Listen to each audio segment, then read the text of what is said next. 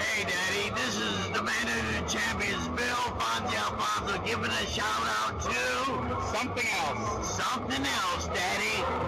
This is Nickel Matara, Great Warrior Wolf, and you are listening to Something Else. I'm Tony Cini, and you're listening to Something Else. Hey everybody, it's Rich Palladino, the voice of New England, and you are listening to Something Else with Arya.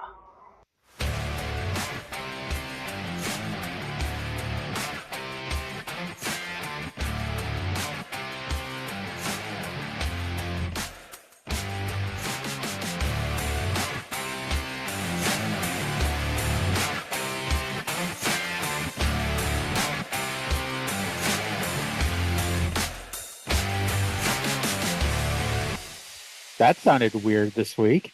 I don't know if that's just me or if that sounded just weird. But anyway, and welcome to episode number 096 of Something Else. Feast your ear holes on this week's episode as we take a look at Mid-South Wrestling and World Class Championship Wrestling from 41 years and 1 day ago, June 4th, 1983. My name is Arya. And joining me, as always, is the Boyd Pierce to my Bill Watts, Trae. Trae, you always sound weird. You always sound weird to me, so I don't know what kind of problem you were having there. Oh, boy. I just meant the theme song sounded a little weird. And sounded like the theme song. So I'm Bill Boyd. You're Boyd Pierce, and I'm Bill Watts. Boyd Pierce. Yes. Oh, I wrote Bill Boyd, and I knew that because I used to know a guy named Bill Boyd. Still do. Great guy. Shout out to Bill Boyd if you're listening.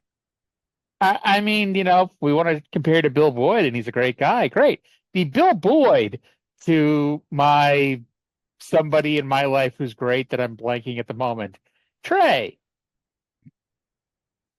How bad is it? I can't think of somebody that quickly off the top of my head to compare to Bill Boyd.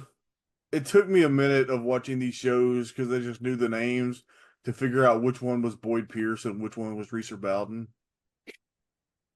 I was thinking you were going to say which one was Boyd Pierce and which one was Ted DiBiase. Have seen Ted DiBiase a time or two in my life. Even without the beard? Even without the beard. He's still the core, but DiBiase is a hell of a worker. Oh, definitely. And if he didn't spend all of his money trying to needlessly outbid Cameron Grimes for stuff a few years ago, he may have not needed to steal all that money from the state of Mississippi. Yeah. Well, religious people be doing sketchy stuff because they think they can do whatever they want and ask their imaginary friend for forgiveness, and it's all okay. Yeah. By the way, just before we dive too far into this, episode number 100 is coming up in 4 weeks. 4 weeks, June 25th. But before we get to June 25th, just a quick reminder of some of the news we broke last week. First of all, the big news is that this very podcasting program is moving back 1 day.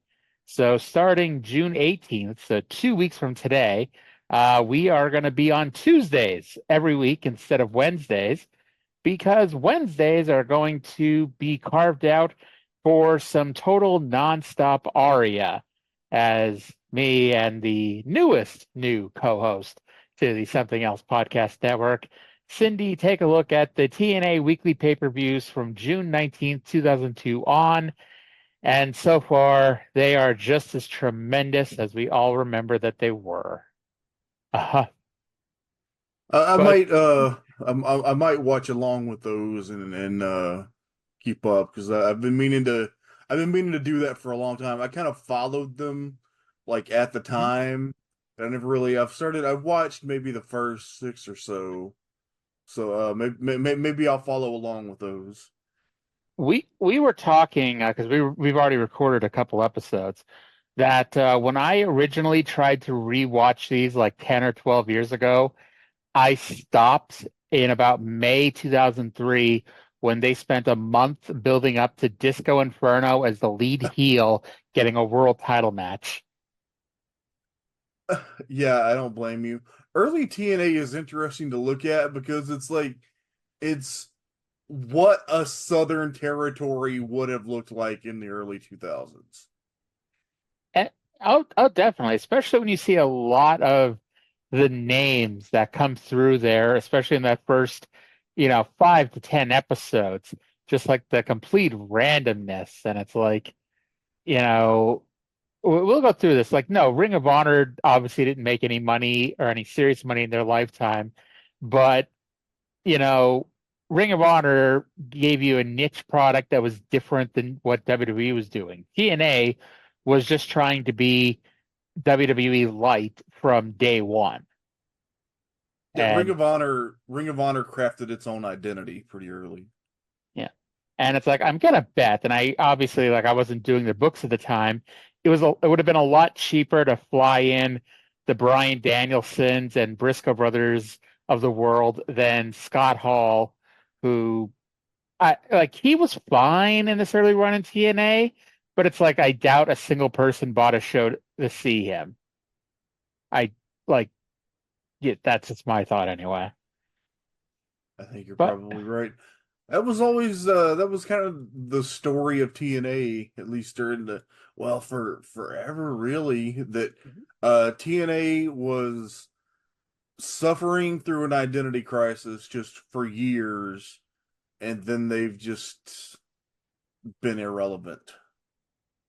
honestly, as much as I love TNA, they still suffer through an identity crisis because you watch some of their pay-per-views and it's like take out the PCO match because they always do the PCO match and it's complete PCO-ness.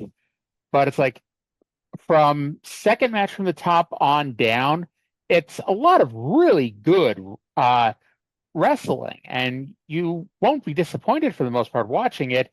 But then the world champion is Moose, and nothing against Moose, but it's like when you watch everybody else on the show, he is a step down from everybody else.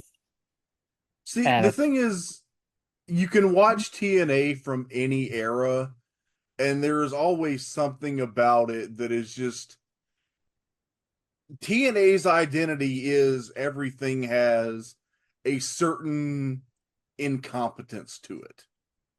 yeah. Anyway, we're not even. Why are we talking about TNA? Oh, because you're starting a TNA podcast.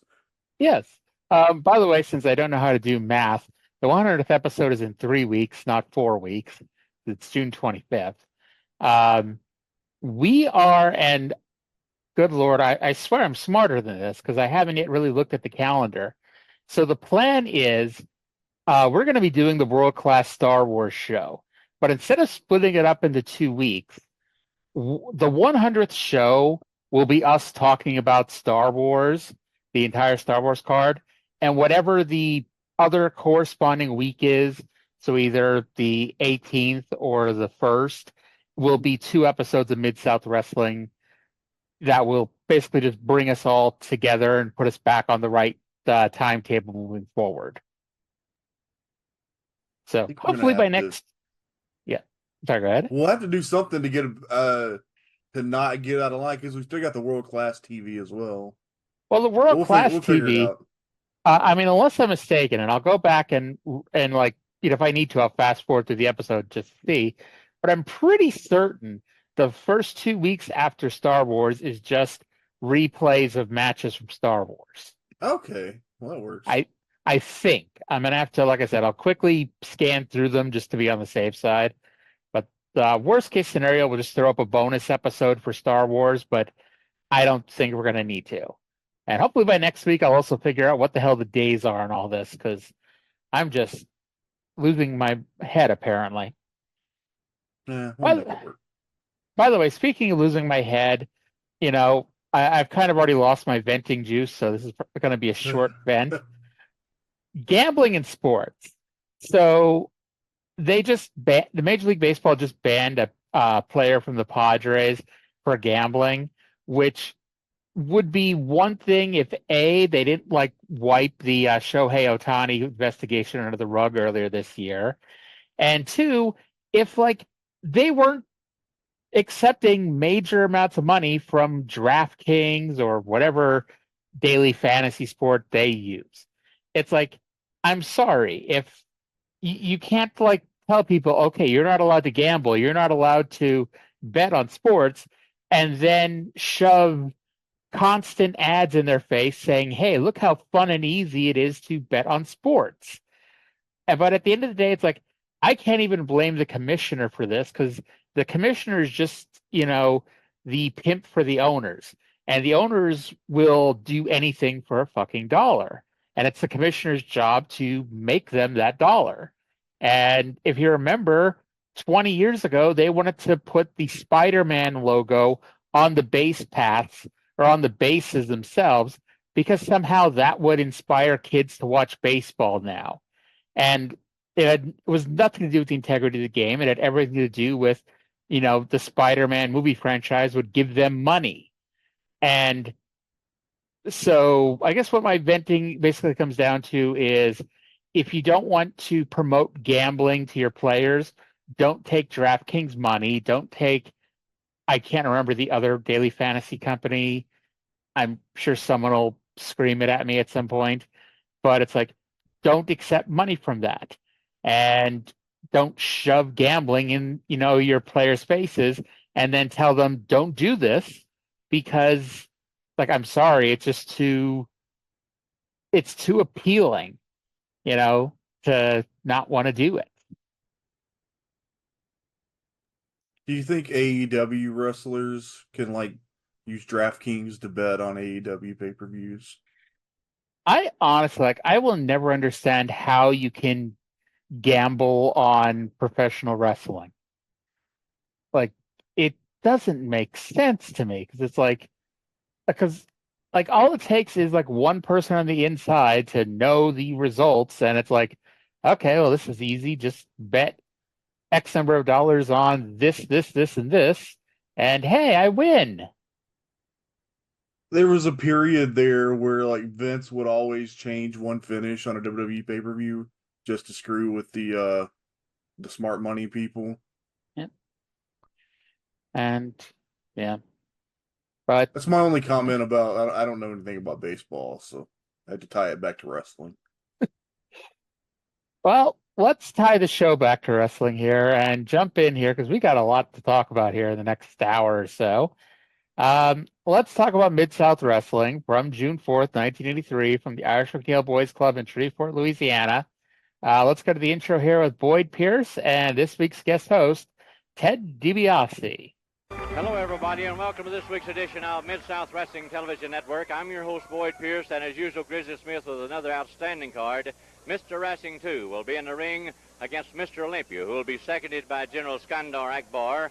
Also, Hacksaw Reed takes on Tony Zane, and Magnum TA, Terry Allen, who made a sensational debut here on Mid-South last week, goes against Kendo Nagasaki, the Black Ninja. Hacksaw Jim Dugan versus the Powerhouse Super Destroyer. It all adds up to a lot of excitement, and a man who's here with us is our guest commentator, not to use this program as a sounding board of his own, but he'll give you the expert commentary, I'm sure. But before we introduce Ted DiBiase and talk to him, Ted, the question that's in everybody's mind, I know you'll satisfy mine, the people at home, and some wrestlers too, because a lot of people don't believe that you're injured. So I want to ask you, when is the cast coming off? Well, I'll tell you right now, Boyd Pierce, that I take it as an insult for anybody to question the authenticity of my injury. I'll have all you people know that my doctor is Dr. Bo Strange of Baton Rouge, Louisiana. He's one of the finest orthopedic doctors in the state. And if you want to, I'll bring the x-rays of this injury to TV next week on Mid-South, and I'll show everybody that my hand is broke at the hands of Jim Duggan. And I understand that you have a VTR today of an incident that took place here on Mid-South last week involving one Hacksaw Butch Reed and King Kong Bundy. Butch Reed issuing a challenge to King Kong Bundy. Bundy not only defeating his own opponent, but then going ahead and defeating Hacksaw Butch Reed after he shot off his mouth. And if you've got that piece of film, I'd like to take a look at it now. All right, let's watch it right now, please. Let's not. We watched that last week.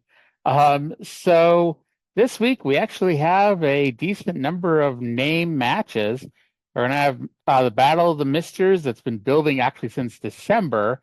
Mr. Wrestling 2 versus Mr. Olympia, Magnum TA versus Kendo Nagasaki, and Jim Duggan versus the Super Destroyer. Plus, Hacksaw Butch Reed is allegedly going to be here. Now, I don't know if you did this, but Ted DiBiase mentioned that he's going to bring his x-rays from Doctor Strange next week to show that he does have a broken bone. And technically, there is one person I found named Bo Strange, but he was a football player for LSU. But there is an orthopedic surgeon in Baton Rouge named Dr. Charles Strange. But I mean, I imagine he hasn't been practicing for over 40 years. But so technically, there could be somebody named Doctor Strange. Just in terms of the laws of averages, there is somebody out there named Dr. Strange. Yes. Mr. Strange went to medical school and came out Dr. Strange. So, any thoughts on our lineup for this week? A main event anywhere in the country. Definitely. So from here, they show a nice little 7-minute segment that pretty much shows almost the entire Bundy-Tom Jones match, and then Bundy versus Butch Reed, where Butch Reed waylaid Bundy's shoulder with a chair, but still did a pretty clean job to Bundy before they go back to the desk, where in that 7 minutes, I don't know how hell broke loose, but something happened here. 1 second, of course, I didn't actually fast forward my video to actually get to this point, so actually it doesn't really matter. At the end of the day, Butch Reed isn't here. Grizzly Smith came to the desk and informed them that Butch Reed no-showed. And I got to tell you, and we'll get to, I don't want to say, I guess really it is a big no-show, but we'll get to that later on. But last week, Dick Murdoch was advertised and he isn't here. And this week, Butch Reed is advertised and he's not here. Watts was handing out some fines. Yes, and we're just going to ignore that, this show was taped the same night. So it's not like Butch Reed just missed his flight or something. He left. He left after he got his ass beat by King Kong Bundy. As DiBiase said, if I got embarrassed like that, I wouldn't show up either. I just assumed that, he didn't want to come out of that locker room up there. So since Butch Reed's not here to wrestle Tony Zane, Johnny Rich, cousin of former NWA champion Tommy Rich, filled in for what was essentially an expiration of time match that went first instead of last. DiBiase mentioned that he and Akbar are trying to bring Bundy into their stable. And of course, 6 weeks ago, when Bundy was still in world class, he was part of Akbar's stable. And the quote-unquote longtime listeners of this show will remember the famous skit where, among other things, Akbar said that his men have to win matches in order for OPEC to take his negotiations seriously. But yes, this was a real thing said on World Class TV. It's amazing. Yes. And also, before that even happened, Bundy got Akbar to buy him a brand new car. So, OPEC money. Yes. DiBiase. Go ahead. Go ahead. I was just going to say, DiBiase refused to talk about Dog, and Rich won with a 3-quarter Nelson. Yeah, as you noted this week, Johnny Rich was Tommy Rich's cousin. DiBiase sounded so freaking bored during this match. It's just two enhancement guys having a match on TV for 3 minutes. It wasn't badly wrestled or anything. It was just, who gives a shit? I'll be honest, I thought this was not Ted DiBiase's best show that he's ever done commentary on. Although I thought the last match we're going to get to, Rip Rogers versus George Weingroff, it's like he did his research on one person this week, and that was George Weingroff. Because Jesus Christ, I think he could have gone the whole hour just talking about George Weingroff.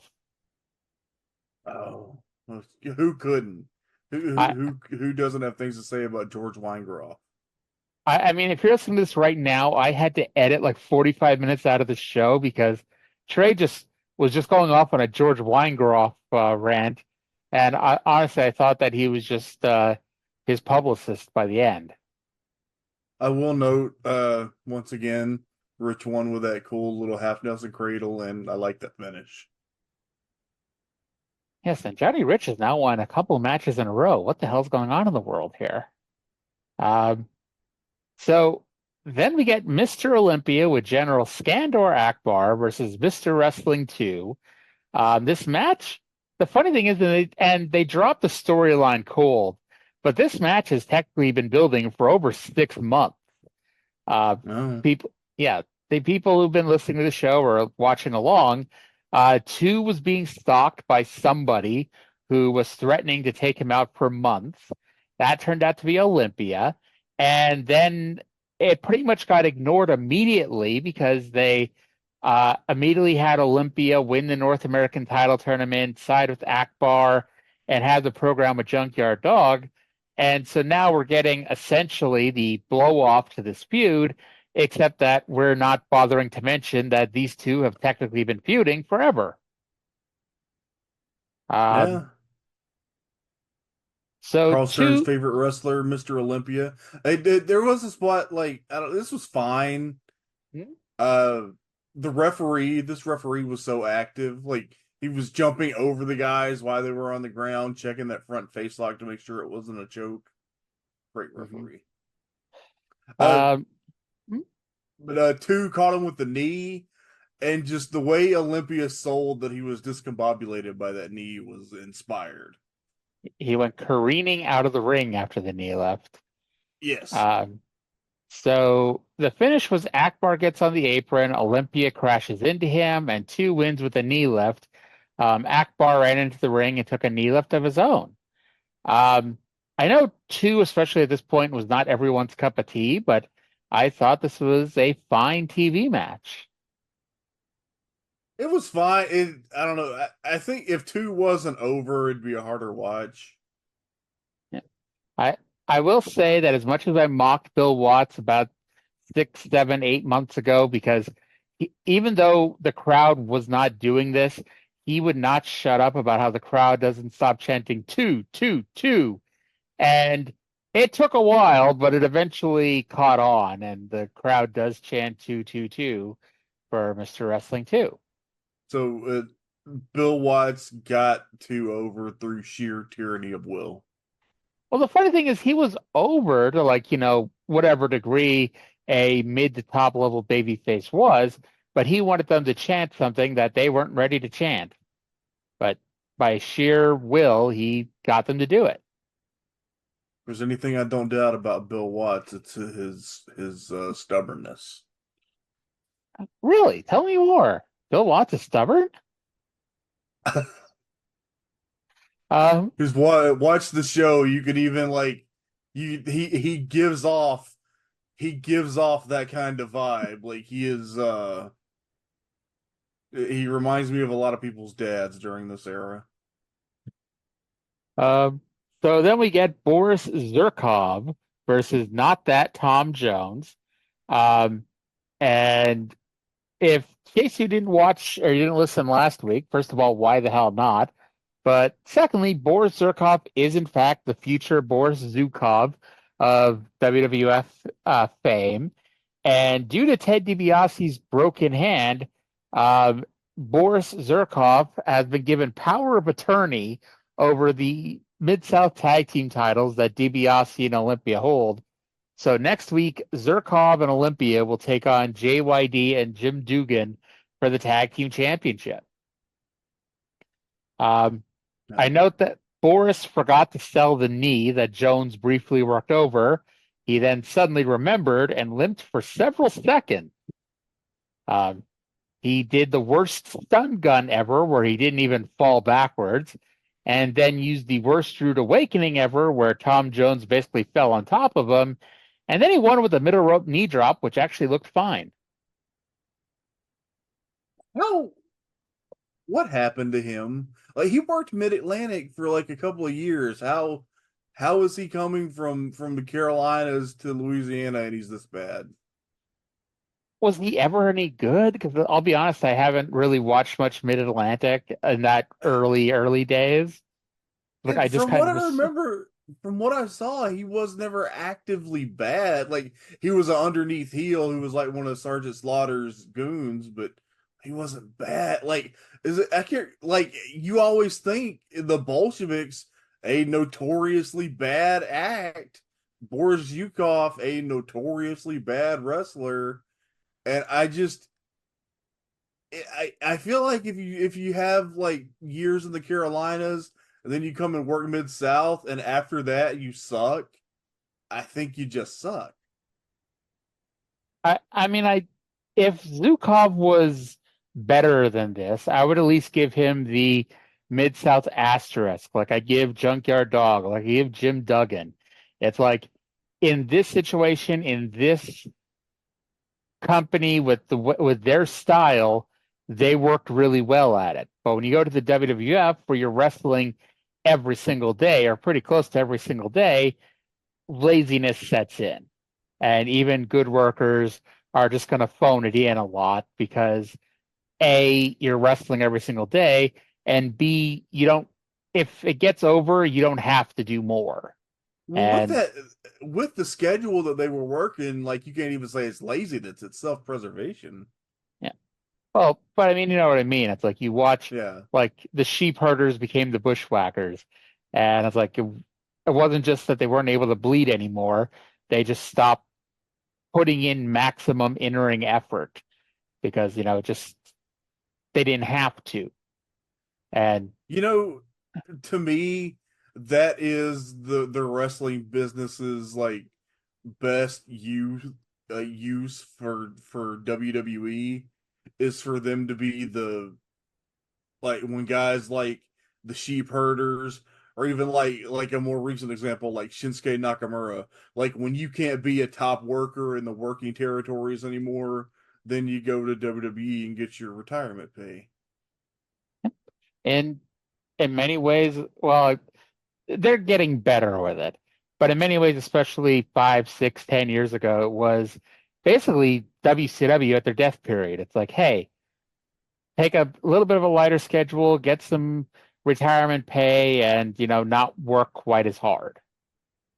And then all those AEW people who don't want the grind, man. I I mean, hats off to anybody who can put their body through what they do. Because I tried, I failed. I sure as hell can't do it. But I know better than to try. makes you smarter than me. So the next match was scheduled to be King Kong Bundy versus Art Cruz, but apparently Mr. Wrestling 2 felt that anything Bundy could do, he could do better. So let's go to Reeser with what happens. What's this? What's this, boy, Pierce? I see Wrestling 2 coming down to the ring. That's not our Cruz.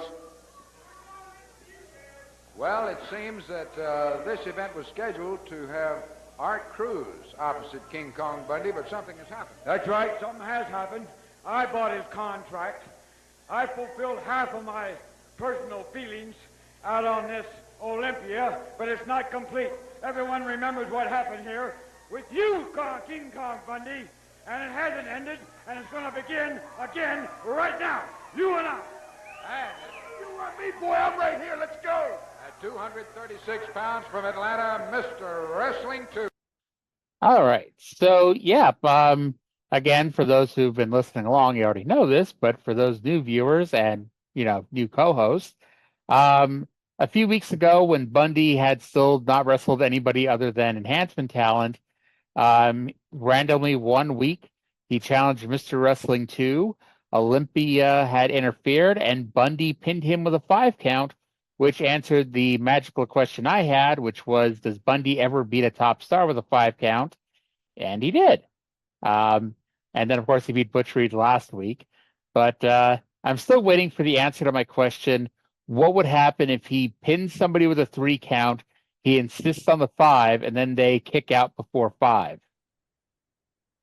So not sure if we ever get the answer to that. That should be what happens when he wrestles for the title.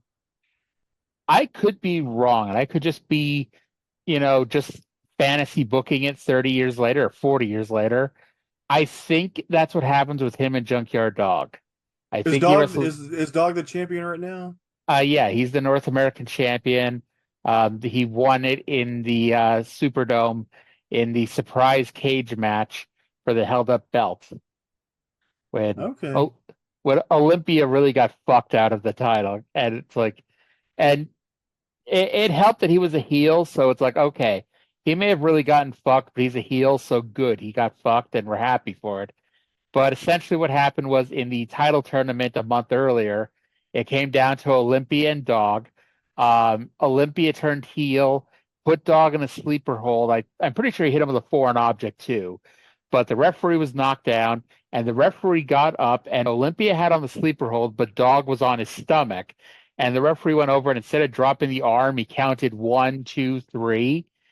And so Olympia theoretically won, but because Dog was on his stomach and the referee had fucked up, they held up the title for the Superdome show. Okay, that is an inventive finish. You know what's not an inventive finish? David Arquette pins Eric Bischoff to win the world title. Goddamn over-the-top rope disqualification. That was nice of you to actually bring it back to the show we're actually watching. So, yeah, 2 hit several knees, and Bundy just backdrops him over the top for the DQ. But then and I'll tell you, we did not see this much, especially in 1983. Bundy gives 2 a pile driver on the cold, hard concrete floor. And technically, this is Bundy's first TV loss, but he didn't get pinned. He got disqualified. And Art Cruz was in the back going, "Thank God it's not me." I bet Art Cruz was very happy. Well, speaking of people who are very happy, I was next. Because finally, after 6 months, we finally got the end of the fucking Black Ninja Kendo Nagasaki in what was essentially a loser leaves town match as he takes on Magnum TA, the greatest day in the history of Mid-South Wrestling. And I got to say, I think Rick Ferreira agrees with me here because the bell rings, TA grabs Kendo's stick and just beats the shit out of him, and it wasn't a DQ. The referee in this match did not give a shit about rules. Didn't care when Kendo attacked TA with a kendo stick. You know what occurred to me during that bit? This is 1983. This is before culturally we would have known that as a Singapore cane. Yeah, really is just a kendo stick here, and then TA takes the stick and beats Kendo with it, and then Yoshiaki Yatsu runs in and he's fighting them both off. Referee's completely fine with this, but I bet he would care if somebody gone over the top rope. Indeed, they would have. Kendo blows the palm olive into Yatsu's face, and TA wins with the atomic drop. The other thing I noted, I'm not sure if you noticed this, they fucked up a backdrop something fierce. TA goes for it and then changes his mind, but Kendo wasn't clued in and took the bump anyway, which, again, how the hell do people watch this and not realize, hey, something just isn't right here? But I'm going to look up and see where the Black Ninja went next. So actually, I have the answer for you. I don't know if he gets injured or not, but he essentially takes the next 6 months off before showing up in Florida. Yeah, that is correct. I was honestly, the main reason I looked it up because I'm like, if this motherfucker shows up in Texas, I'm going to be so pissed. I'm sure he eventually does, but at least, when he does, I'll have a break from him for a while. At least we've still got Tolayatsu for the time being. Yes. And it's funny because he ran out here, and I didn't even put Yoshiatsu. I put Tolayatsu just because, he's far more prevalent on World Class than Mid-South at this point. Hacksaw Dugan versus the Super Destroyer. Now, I don't know why it took me this long because it's been at least a few months, but I finally noticed that Jim Duggan no longer carries around his Louisiana title. We've mentioned that the state titles were being worked out of the territory earlier this year. Stu had won the Mississippi state title and then never mentioned it again.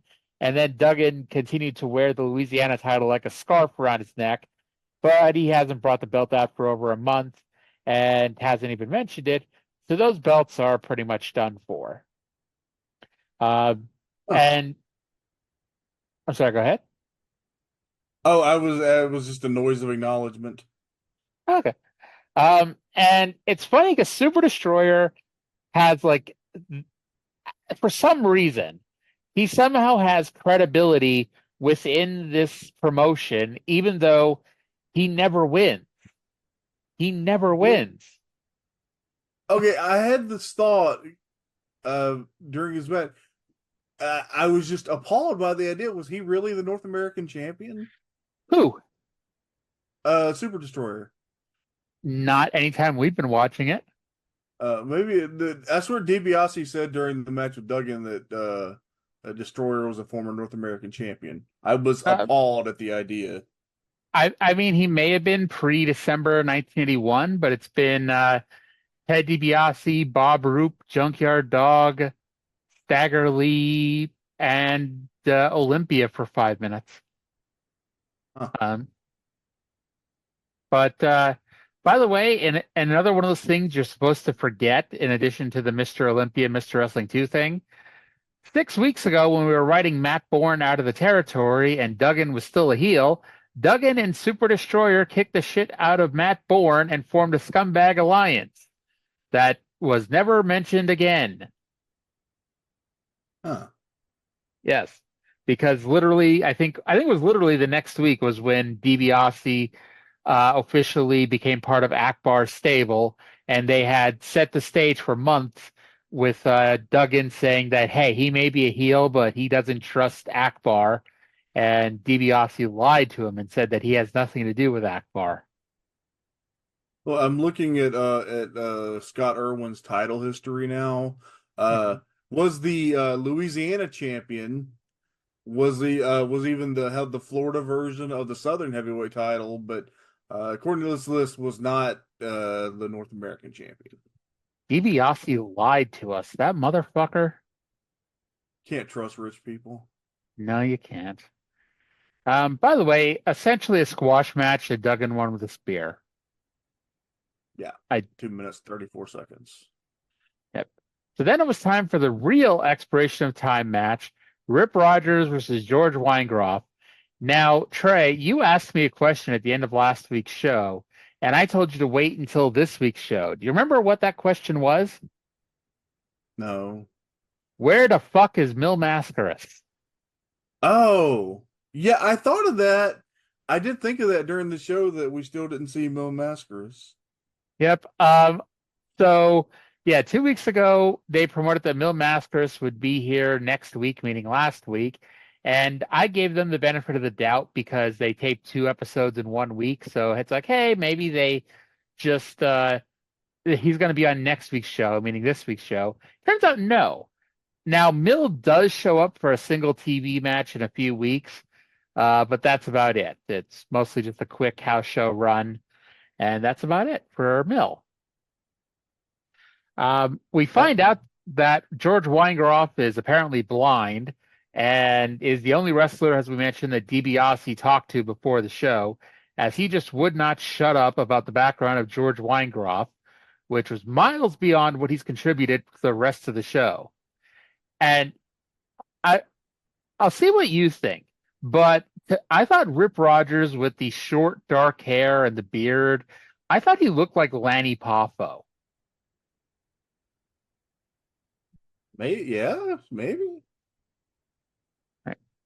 Now, So, George Weingroff, apparently, a second generation wrestler. His father was Saul Weingroff. I think he also had a brother who did jobs in Mid-South at some point. I had heard the family name before. I think it's the first time ever seeing one of them. And Boyd says that Rip's pink trunks will be easier for Weingroff to see, which is, as someone who knows a lot of legally blind people, like that actually is kind of true. oh, that's nice. So, I mean, maybe if he wrestles Rip Rogers every week, he might have a chance here in this promotion. But Yeah. this goes Just, to the And just for the record, my wife is legally blind, so that's my credentials. so that's why she married you. Okay, then. Probably. I'm sorry. You're a swell person that I'm sure any person would like to marry. She likes fat guys. She likes what? Fat guys. Okay, I don't know why, but I thought you said something else. But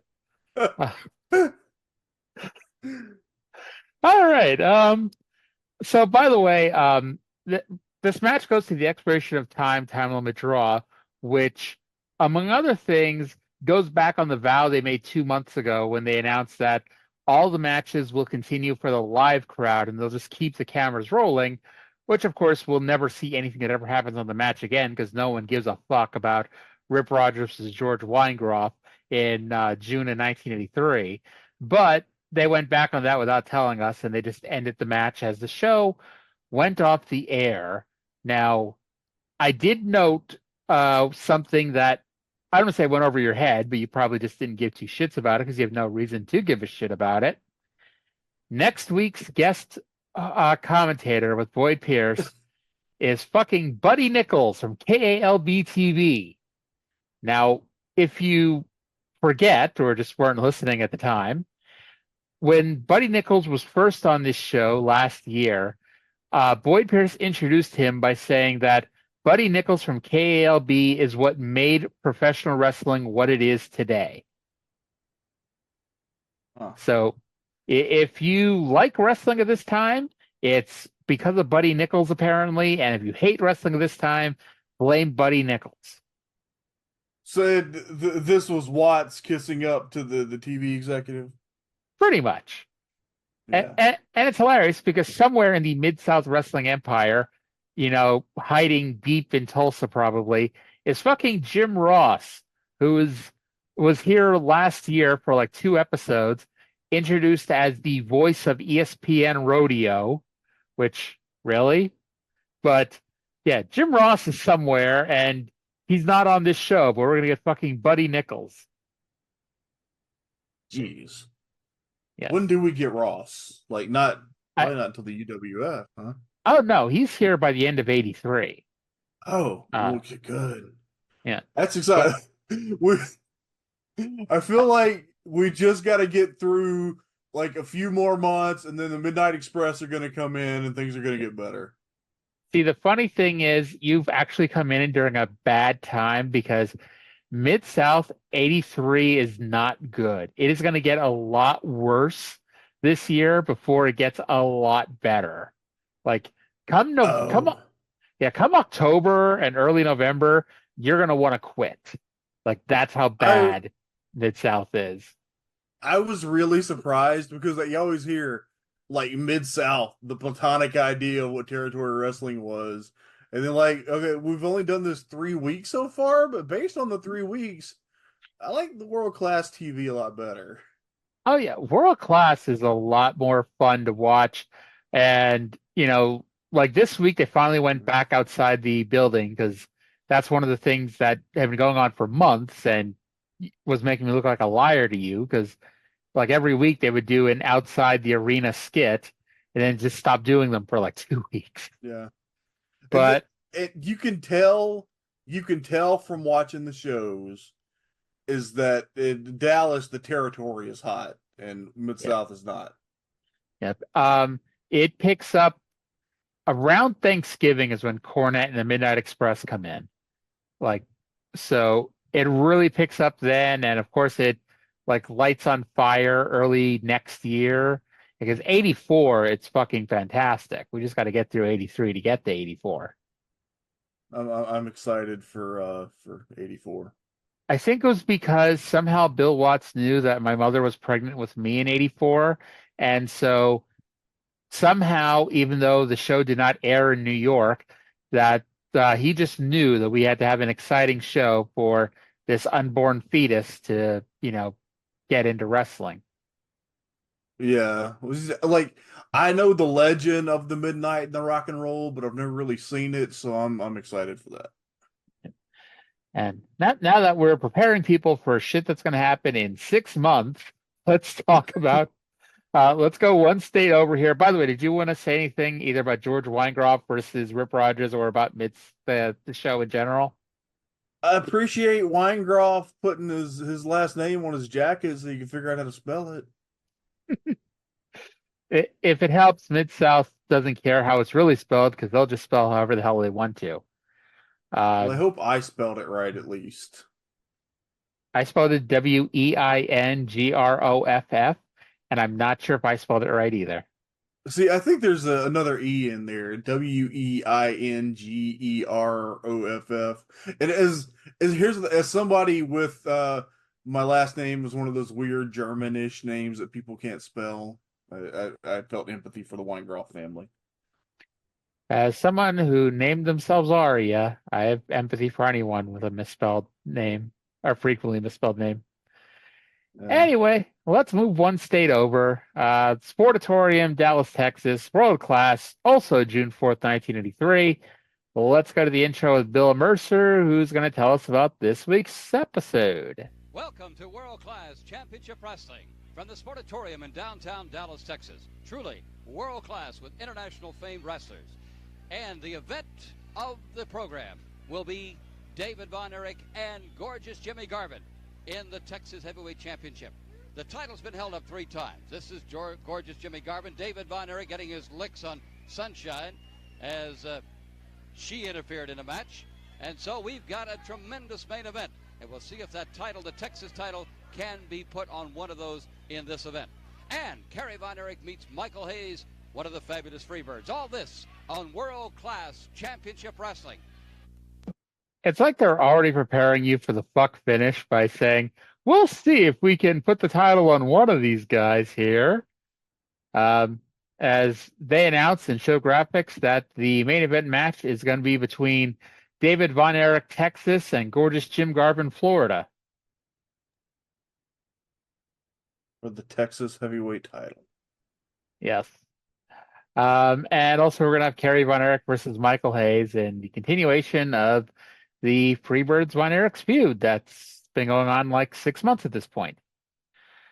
I'm not going to spoil it, but that match is pretty good. Spoiler alert. But before we get to there, we got to go to the opener, which is Bill Rafke versus the man they call Gentleman Chris Adams. Now, I have to ask you, if he's the man they call Gentleman Chris Adams, is this the same they that call Vader Vader and Sting Sting? I wonder about that. But Sting wasn't the man they call Sting. He was just the man called Sting.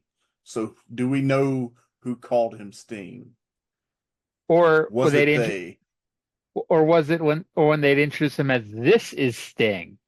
Because, wrestling fans are stupid, and if you just said Sting, they may think the announcer's talking about like the ring post or something. And the announcer's like, no, this is Sting. What if they was them? The them that Abyss was talking about in TNA in 2010? What if they, and by they I mean them, what if they are the ones that called Sting Sting? So what if this is 83, so what if like 16-year-old Jeff Jarrett and I don't even know how fucking old Abyss is, but it's like he's probably, 10 at this point. 10-year-old Abyss and Jeff Hardy, who's a small child, and Hulk Hogan, who is early to mid to late 20s. They all are the people who named Sting, and Vader, and Chris Adams. I just realized that if we stick with this long enough, we are going to get to Blade Runner Sting and Blade Runner Rock in Mid-South. Oh, yeah. Oh, yeah. And then Blade Runner Rock is the Dingo Warrior. Oh, yeah. And Lance Von Erich. Hell, fucking Chris Von Erich, Mike Von Erich. Like, there's a lot of crap still to come on this little territory here. But they keep mentioning that Adams is from Stratford-upon-Avon, like Shakespeare, and they always mention that he has no desire to be an actor. Like, is Stratford-upon-Avon just chock full of actors and Chris Adams or something? I don't know. I just think because Shakespeare is from there. Is that the reason that it's associated with acting? I mean, yeah, but it's like they mention this every time. Like, hey, Chris Adams didn't get into acting; he wanted to be a wrestler. I'm like, I think that in Bill Mercer's mind, the entire city of Stratford-upon-Avon over in England is just people in a constant cycle of performing Shakespeare. I mean, we have no proof that it's not. You're right. I've been to the UK, but I didn't go to Stratford-upon-Avon. So I thought the fans were really into this, and they exploded when Adams actually won this week after a super kick and a small package.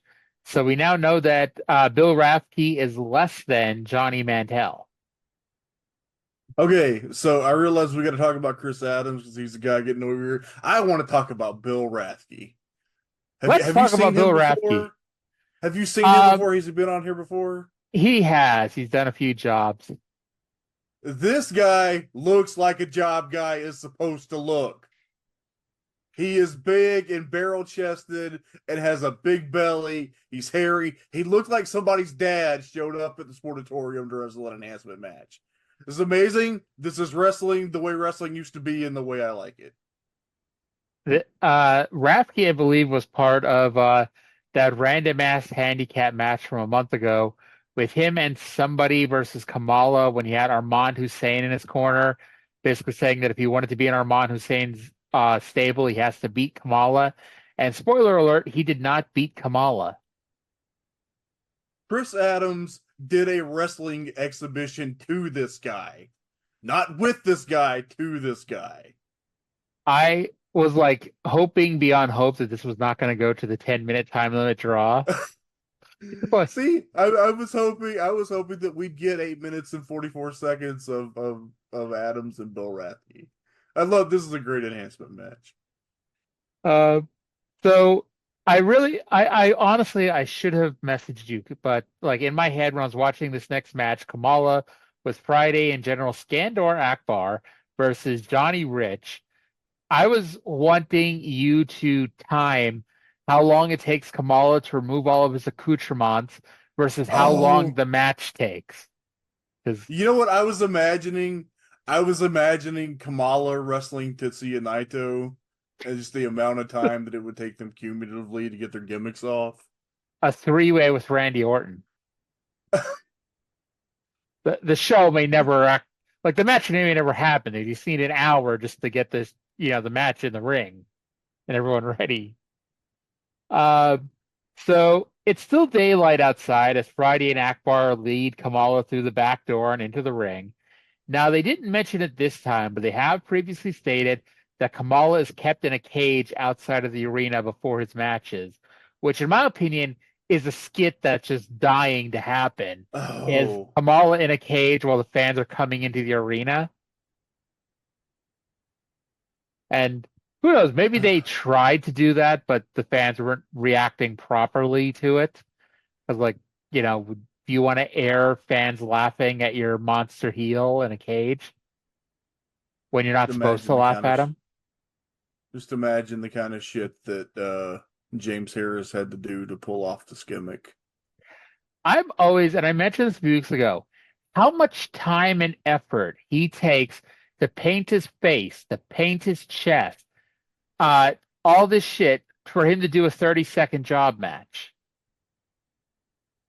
And even in Kamala's history, like we saw a match he had in Mid-South a couple of months ago that went 6 minutes against Iron Mike Sharp, which may legitimately be the longest match he's ever had, because when has he ever had long matches?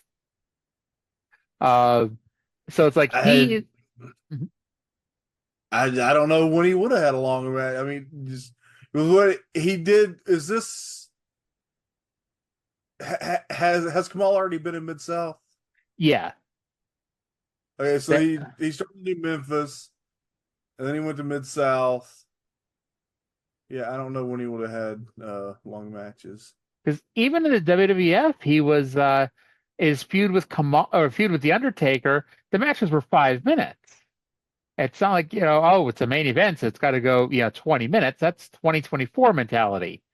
Like the longest match I can remember him being kind of involved in is War Games, that bad War Games with Hogan and Luger and Savage and Sting versus the Dungeon of Doom. But I'm pretty sure Kamala was the last person in, and so he was in there for like 2 minutes. How long was his match with Bryan Danielson in like 2006? I actually watched that for a long forgotten segment called Matches That Actually Happened. I'm pretty sure it went less than 5 minutes.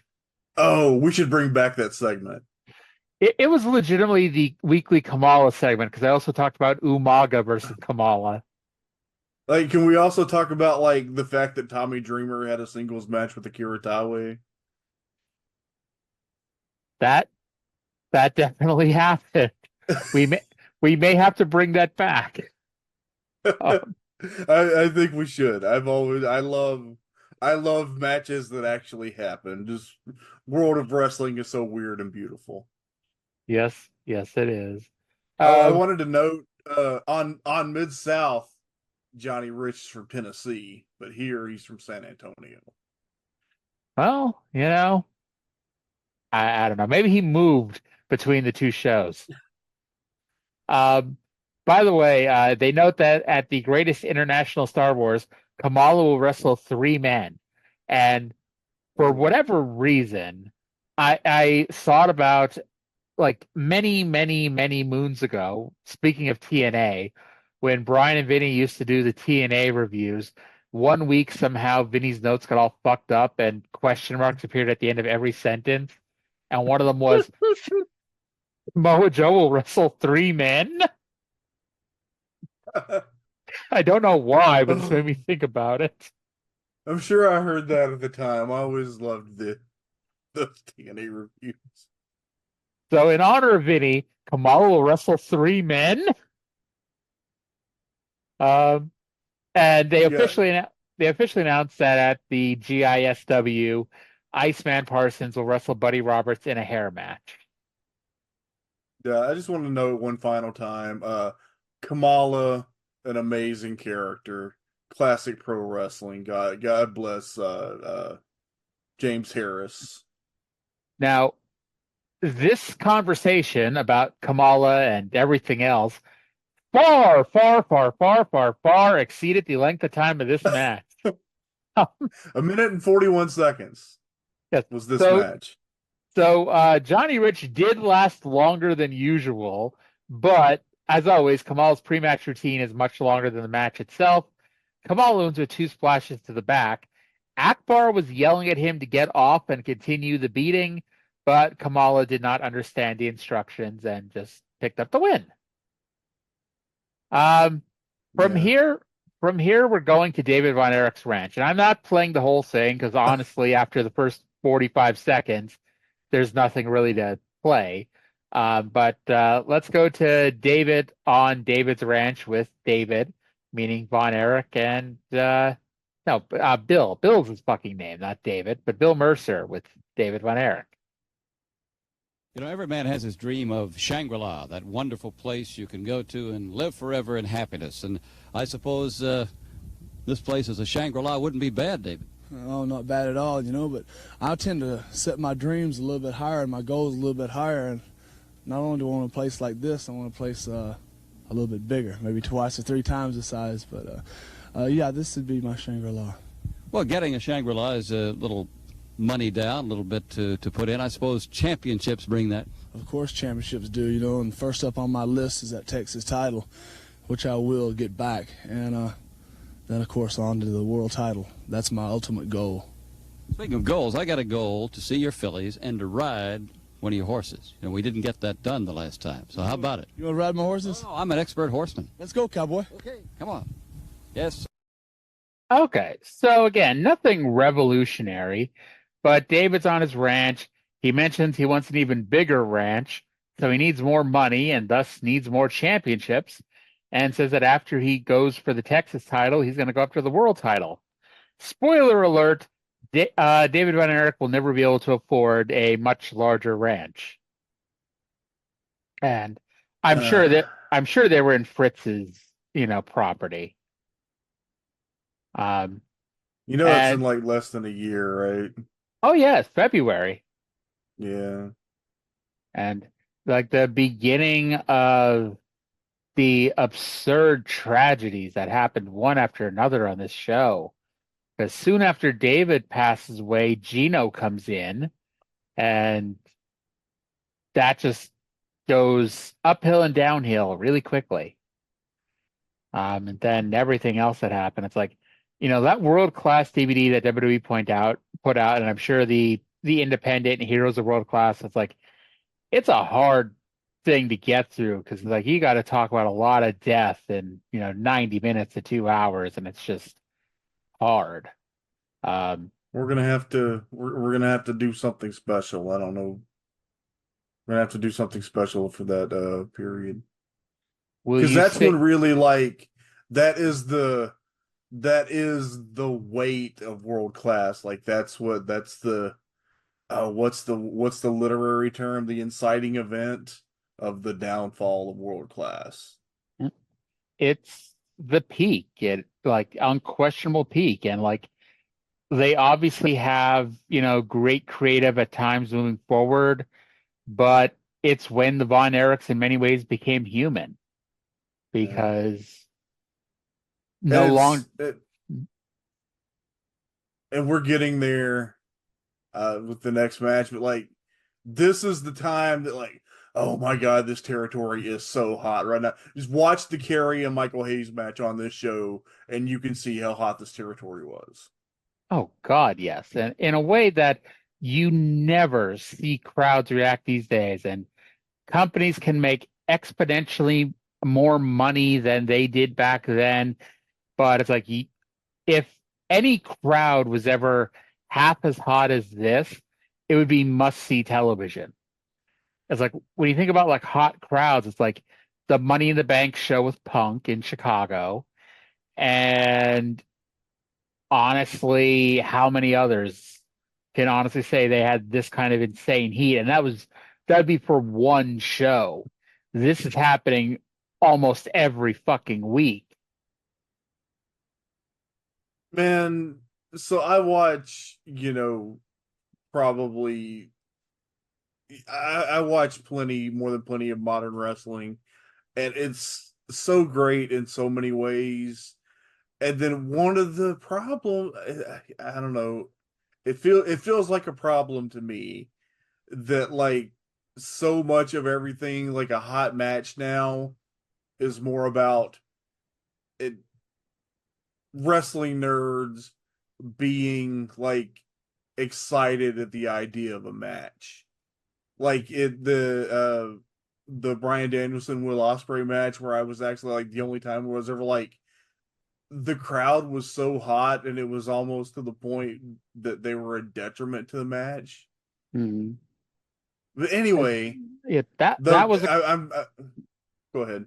I was gonna say, that was a crowd, especially that they decided that this was going to be the greatest match ever, and they could have each fallen on their head repeatedly, and it was still going to be the greatest match ever. The crowd has decided. But like, yeah, and we say this, by the way, if you're listening to this, we say this as two wrestling nerds. Like, Yes. Proud and loud wrestling nerds here. But it's like, yeah, it's so much playing for that niche audience that wants to decide that a match is a match of the year, that a match is a 5-star match. It's like, in many ways, it's just hard to get any kind of real heat unless you're just purposely not giving people the 5-star wrestling match. Yeah. And it's not also not even just an AEW example, because it was the same thing with the crowd at the WWE pay-per-view in France. Is that they were so hot, but they were more into the idea of being a hot crowd than they actually were into like what is happening.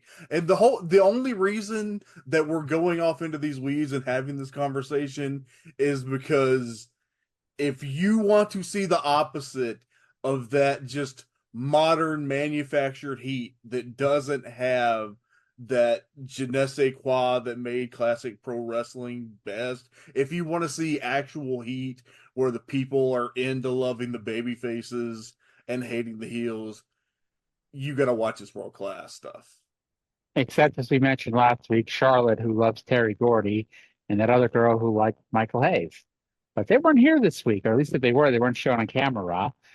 As we get our next match, as we've been building up, Michael Hayes versus, to quote Mark Lawrence, Kerry Von Erich. I don't know why Mark Lawrence pronounced his name that way, but he did. So, I did note that while Kerry ran wild to start the match, he does an arm drag where he not only did he fall right on his ass, they didn't show a replay of him falling right on his ass on an arm drag. But this crowd just going nuts, chanting, "Go home, Freebirds! Go home, Freebirds!" And as Hayes and Gordy had mentioned before, they would love to go back to Georgia, but they just want to bring some money with them because they're not here for the thrill of competition; they're here for the fucking money. And they also announced that at the Greatest International Star Wars, Kerry will have a mystery partner to take on Hayes and Gordy for the American Tag Team titles because David and Kevin are both busy that night. And the funny thing is, like, we know David's busy because he can kind of figure out where it's going, but technically David doesn't have a match right now. So in storyline, why couldn't David team with Kerry? Fuck Kerry, I guess. I noted that Hayes used something that I described as a flying attack of the head with the fist. I think that was a Bill Mercerism. Kerry used a falling back elbow from the top rope for a near fall, which was a really nice move there. Kerry, the finish is, I would say it was kind of weird, but like it was kind of weird a little bit. Kerry goes outside to regroup, and he gets to the apron, and they do the WrestleMania 5 finish with Warrior and Rude just without Bobby Heenan. Yes. Hayes suplexes Kerry into the ring, but Kerry shifts his weight. He falls down. Kerry's on top and gets the pin. And so Hayes is just a little clumsy. And then Gordy runs into... I'm sorry, I knew there was something wrong with that finish, and then I couldn't figure it out until you described it just then, that it was doing the WrestleMania 5 finish without Bobby Heenan. Gordy runs in and attacks Kerry, and Kevin runs in for the save. It's hilarious. And we've mentioned this before, there's only 6 people in this feud, technically, even though each side has their own group of friends. But it's like they're running matches almost every week in this feud, and it's just so well booked. And like Gary Hart, love Gary Hart. He's a great manager. He was a great booker, but he left World Class after the Christmas '82 show because he got shorted on pay. And he never gave any credit to Ken Mantell, who becomes the booker, because saying basically that he set it up, or that Ken Mantell would have had to royally fuck it up. But like, say what you want, Ken Mantell did not royally fuck it up, and we're 6 months into the Ken Mantell era, and it is fucking on fire right now. Yeah.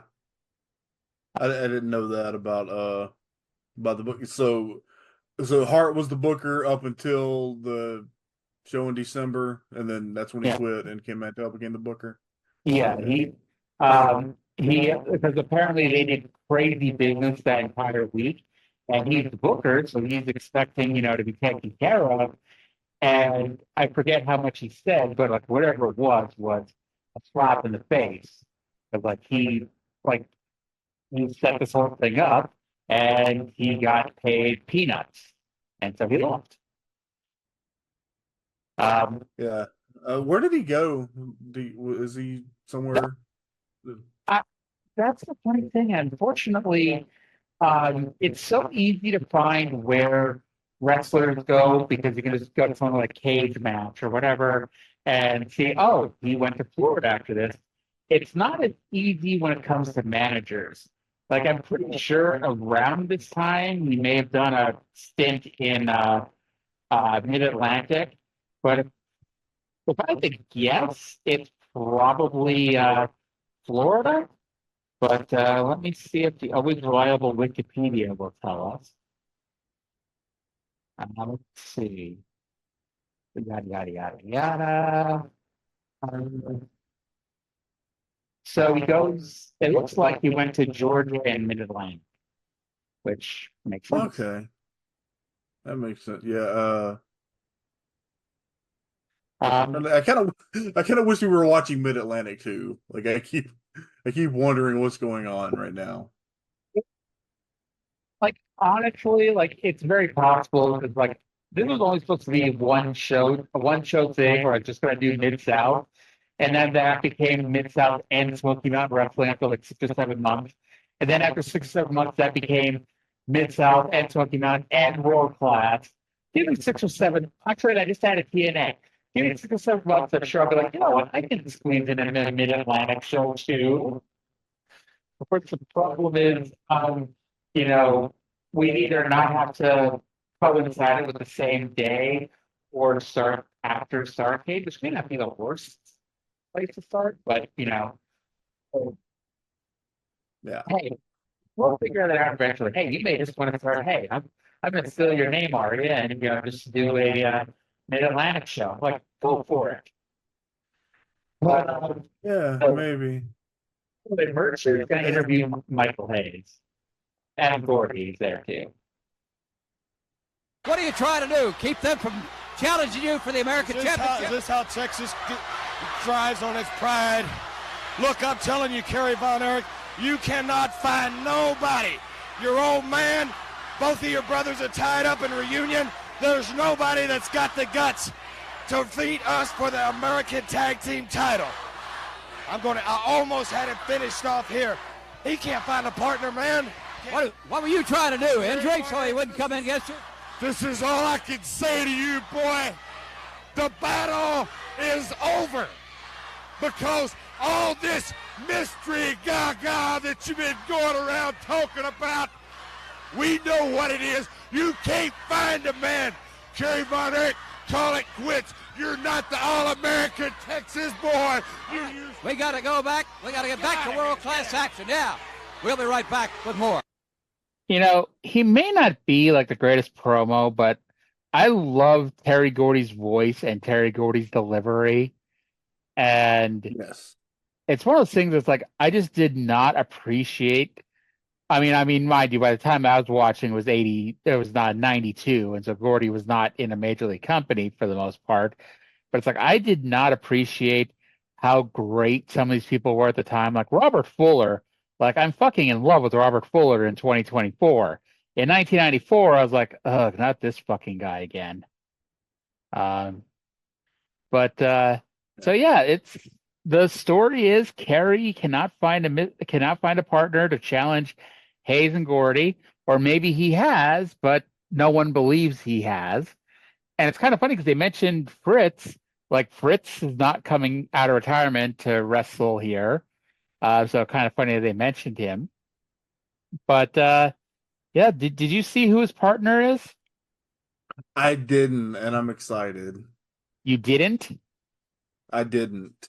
Okay, so I'm not going to spoil it for you, but I'll say, in my opinion, it is worth getting excited for. This, in my opinion, is not a disappointing surprise. Okay. Actually, I don't know if they ever mention it on TV. So maybe they will, maybe they won't. But if they don't, I think it is something to get excited about. All right. All right. Now we go to the main event: Jimmy Garvin with Sunshine versus David Von Erich for the Texas title. Now, this is where the issue is with us only getting the syndicated world-class show. Because as we've mentioned, they also had a 2-hour show that aired from Fort Worth every Saturday night. And that's where there's a lot of missing storylines. Because the last time we knew of the Texas title, Jimmy Garvin had won it, and then David Von Erich had won it. And now the title is vacated, and they mention it's been held up 3 times, but they don't tell us why. And for all the complaints people have about modern day wrestling, where they remind you of everything that's ever happened constantly all the time, it would have been nice for them to say here, hey, this is why the Texas title is vacant.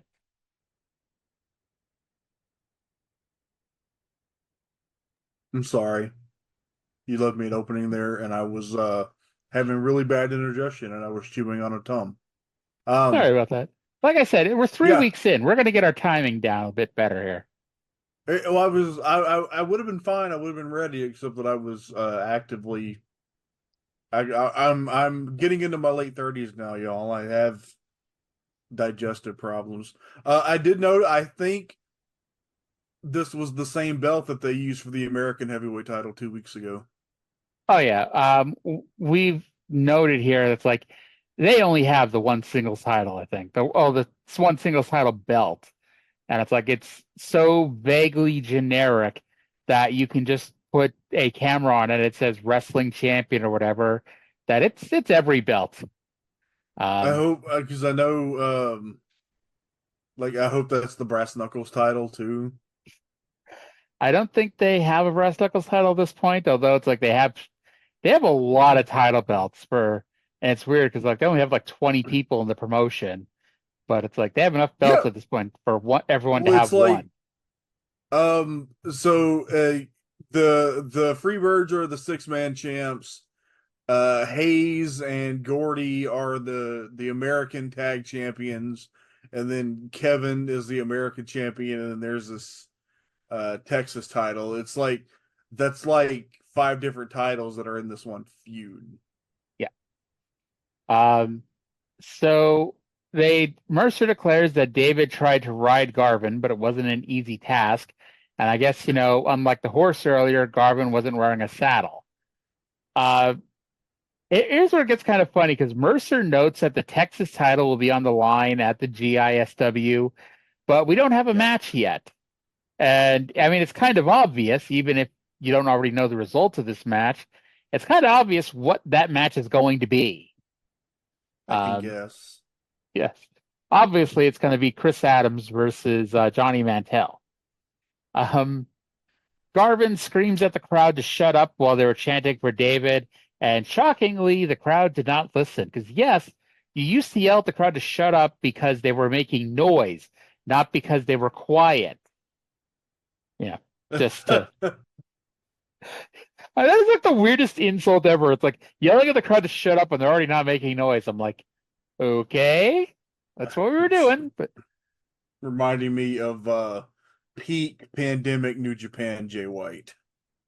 Oh, I gotta say, it's like I've never been a fan of Jay White, and I just like thought he was one of the most boring wrestlers ever. I am a Jay White supremacist. There actually was, I don't even remember who he wrestled, but there was a Ring of Honor New Japan crossover show before Jay White became Switchblade. It was like 2015, 2016. And I only remember that I loved whatever the match was because I wrote a blurb about it and whatever the hell I was writing at the time. And I read it back. I'm like, oh, apparently I was a Jay White mark for 1 week. Was it by chance the match he had with Will Ospreay on a Ring of Honor pay-per-view? Possibly, if they wrestled I remember a really good Jay White Will Ospreay match from a Ring of Honor pay-per-view around that time. Okay, so it's very possible. Like, and again, this is before the Switchblade era, so it's like he was just generic guy named Jay White, the most generic sounding name for a generic wrestler. So David got Garvin wrapped up in the ropes, quote unquote, like Texas sausage. And we've learned on this show that apparently you can get Texas sausage loose by punching it, because that's what he did here to get Garvin out of the ropes. The knee lift was the move of the day, because not only did two use it earlier, David was using it here. And the finish, I got to say, this finish was one of those, the referees are biased towards the Von Erich finish, because David goes for the pin, Sunshine puts Garvin's foot on the rope. David got pissed and chased Sunshine into the ring, which somehow causes both men to be disqualified. Bullshit. What did Jimmy Garvin do to get disqualified? Have his woman be stalked by a man who was spanking her? So the feed on the network, like the tape goes wonky around the finish. So I wasn't really sure what had happened. Basically, that's what happened. Yeah. This was like it. The Von Erichs are so over that like anything that's reasonably well wrestled and has a crowd this hot is like some kind of entertaining to watch. So this was fine. It's kind of funny because it's like David Von Erich is a top babyface. Jimmy Garvin is obviously a top heel.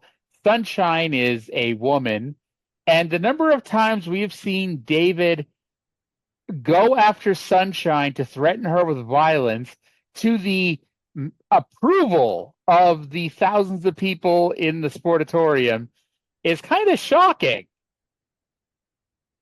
If you guys think wrestling is misogynistic in 2024, you can't imagine what came before. And the funny thing is, it's like, I don't doubt for 1 second that the fans actually thought if David got his hands on her that he would punch her or something, and they were for this. You know, but fucking Texas, man. Texas has always been a mystery, and it's 2024, and it's still a fucking mystery. I've lived here for 9 years, and it's still a mystery to me. All right, so Garvin is with Bill Mercer to end the show, and he is sweating his ass off, but still put on his robe and gloves, because why the hell not? As we wind up World Class Championship Wrestling on this report, we have Jimmy Garvin. What happened up there? You know, I think it's a conspiracy.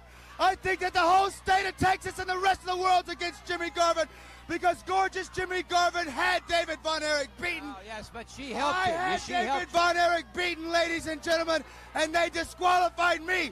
Now what's going to happen? What's going to happen in reunion? My plans were this. My plans were this. Reunion. Gorgeous Jimmy Garvin, the Texas heavyweight champion.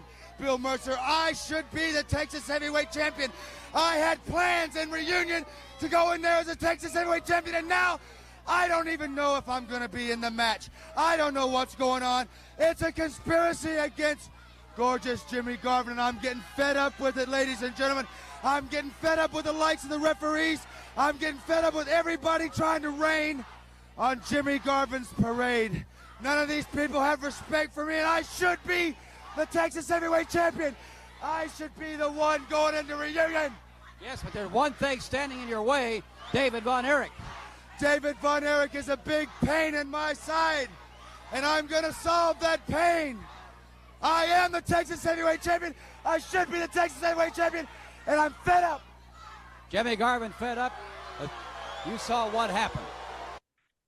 All right, so Garvin with a strong promo and including him throwing a temper tantrum at the end about how he should be champion and pounding his fists on the desk like a child who didn't get his way.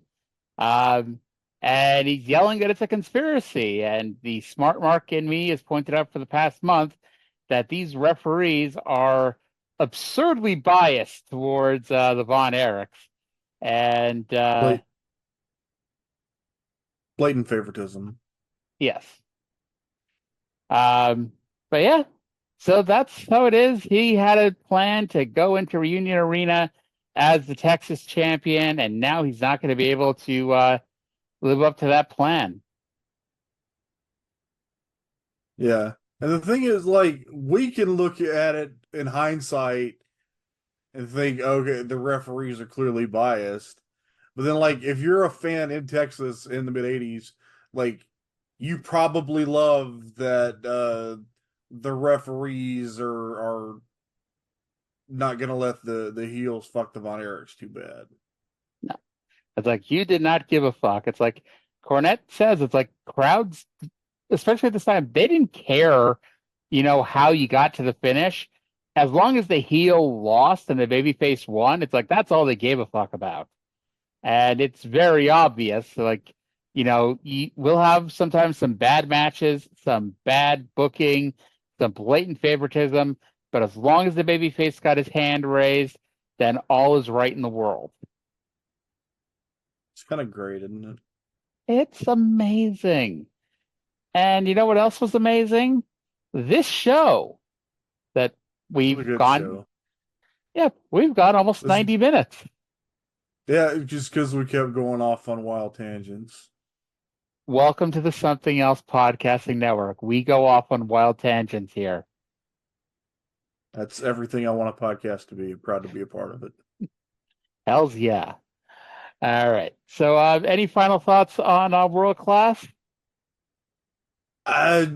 Just enamored with seeing a hot territory like this. Love to see it.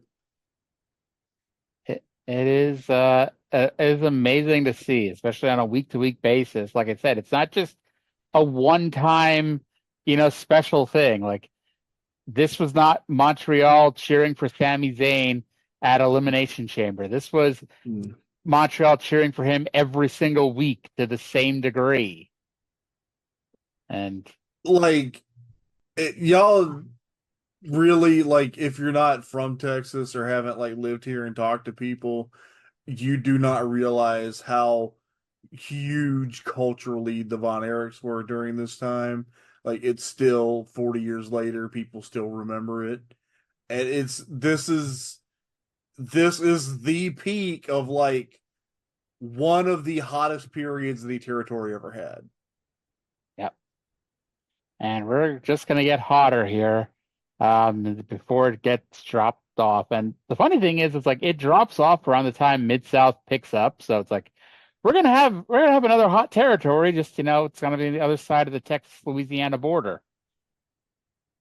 Yeah, I'm excited for where Mid-South is going to be in about 6 months. By the way, I should probably look at a map sometime. Is Louisiana right next to Texas? Yes. Okay, good. I figured if I was wrong, you would have corrected me at some point, but it may just be a running joke to see how long it takes for me to realize the geography down there.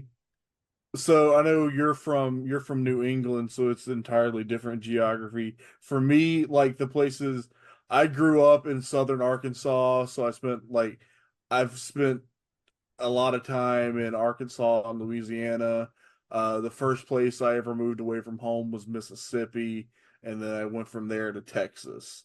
So like I have spent my whole life in the area encompassed by these two territories. I was born in New York, grew up in Pennsylvania, had a cup of coffee in Florida when I was 7, and moved to Massachusetts when I was 24.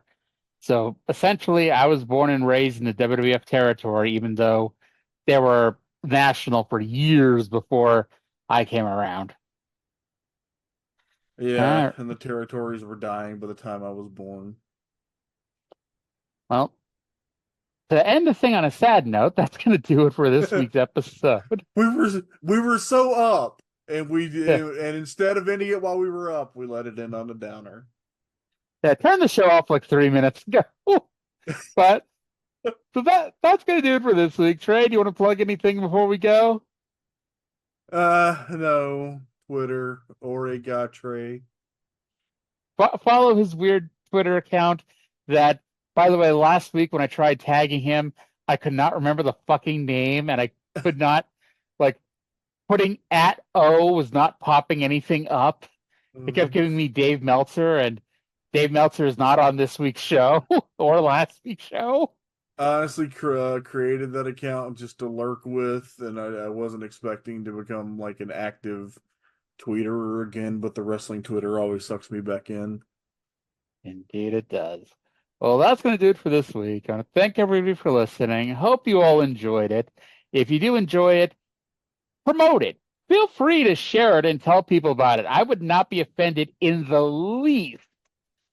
But thank you all for listening, and we'll talk to you again in 7 days.